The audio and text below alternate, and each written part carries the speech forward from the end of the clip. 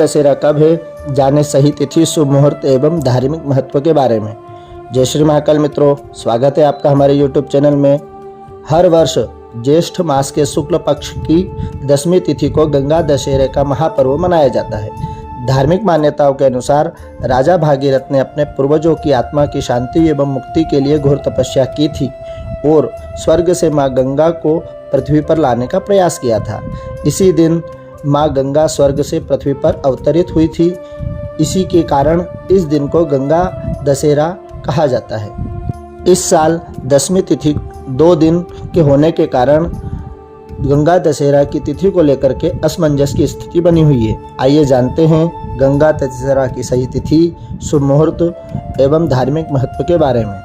अवंतिका पंचांग के अनुसार ज्येष्ठ मास के शुक्ल पक्ष की 10वीं तिथि को गंगा दशहरे का महापर्व मनाया जाएगा।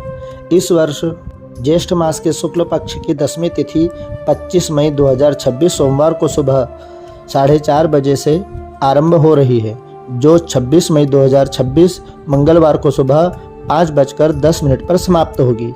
ऐसे में उदया तिथि के हिसाब से गंगा दशहरे का महापर्व 25 दिसंबर 2026 सोमवार को मनाया जाएगा। ये जानते हैं गंगा दशहरे के शुभ मुहूर्त के बारे में। शुभ मुहूर्त सुबह 4:40 से 5:23 तक रहेगा। अभिजीत मुहूर्त दोपहर 12:17 से 1:10 तक रहेगा। गंगा दशहरे के दिन माँ भगवती गंगा का किस प्रकार पूजन अर्चन करें। गंगा दशहरे के दिन नदी यानी माँ गंगा नदी में स्नान करने का विशेष महत्व है।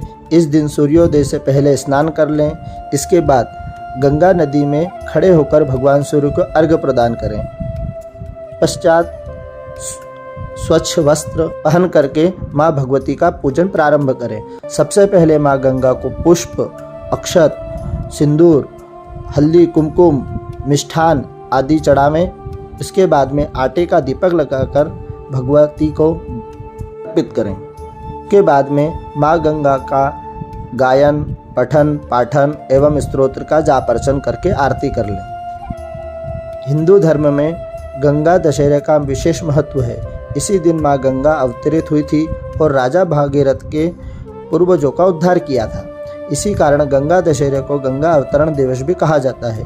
गंगा दशहरे के दिन माँ गंगा में स्नान के साथ दान पुण्य करने का विशेष महत्व है, इससे कि हमारे पितृ पूर्वज को मोक्ष की प्राप्ति मिलती है एवं हमारे घर में सुख, शांति, समृद्धता एवं माँ भगवती के आशीर्वाद की प्राप्ति होती है। जय श्री महाकाल।